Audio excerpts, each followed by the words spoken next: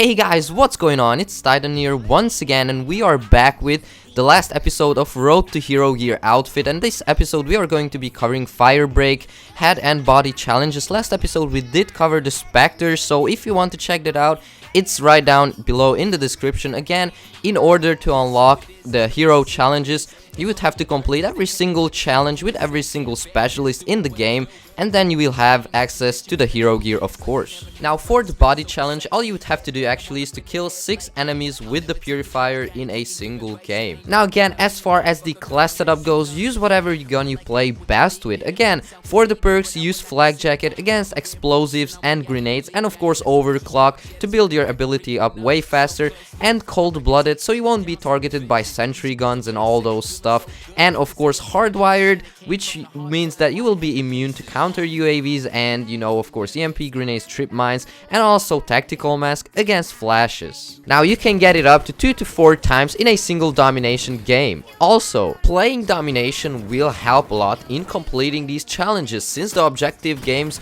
last pretty long. Of course, if you play domination, you should really play the objective. Capturing flags will give you 200 points, which will count towards your specialist ability, which means you will build it up way faster for another use. You can literally play any map that you want, since the Purifier is one of the OPS specialist weapons in the whole game. However, playing a small map is a good choice since you can get multi-kills easily, especially if you play Safeguard, which leads to my next point, which is playing Safeguard is also a great game mode, especially for getting rapid kills with the Purifier.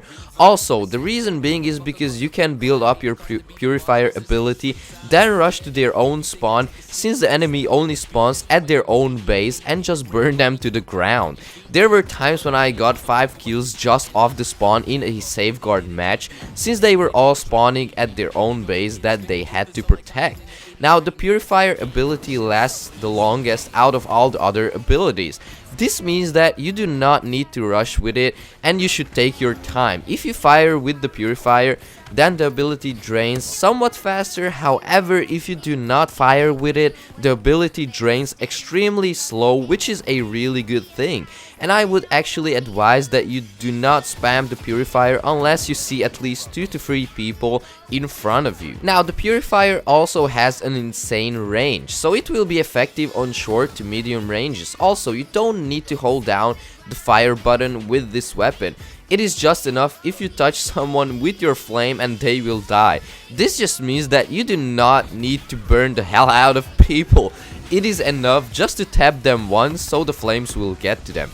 Now, when you burn someone, they still have a good 2 to 3 seconds until they die. Now, in this 2 to 3 seconds, they can still shoot at you. The best way to kill someone with the Purifier is to also jump out of their line of sight, so they won't be able to shoot you straight away after you burn them. The best way is to always jump shot with the Purifier, since it doesn't just save you from getting killed, but it also gives you a jump shot medal, which gives you additional EXP, which is good. Now also, don't be afraid to straight rush in with this weapon, since it is an absolute beast. You can kill multiple enemies with it really quickly, so don't be afraid to pull it out as soon as you get it. For the head challenge, you would have to kill 4 enemies stunned by your heat wave in a single game, and of course you would have to do this 4 times. You can get your heat wave up to 5 to 8 times, which is a lot. If you see the heat stroke medal pop up, it means you got a kill while you stunned an enemy and killed them while they were stunned. Now, even if you get 1 kill per heat wave use, you should still be able to get 4 kills with it in a single game. Now, even if you see one enemy that is around you, stun them straight away and don't wait. The reason being is because you can get this ability a lot of times in one domination game, so just go at it, and even if you see one person, just use it. When you stun someone, they won't be able to see you, however they can still shoot in their line of sight. What this means is, as soon as you stun someone with your heat wave, they will spray like blind bats. The best thing to do is to move out of their line of sight so they won't spray you down. This can be done by either jumping up or just strafing left or right so you won't get killed. Usually when you stun someone with your heat wave, they will stay stunned for at least 4 to 5 seconds, which is a lot. You will have a lot of time to kill them, especially when you stun more than one person at once. You will have time to kill them in this time, which will also help. Now you can literally play any map you want for this challenge. It doesn't matter since it is not hard at all. However, play domination game mode because they last really long. Also, safeguard is a great option since if you can manage to work your way up to the enemy spawn where they have to defend the robot, you could stun the whole team at once since they would all be spawning at one location only.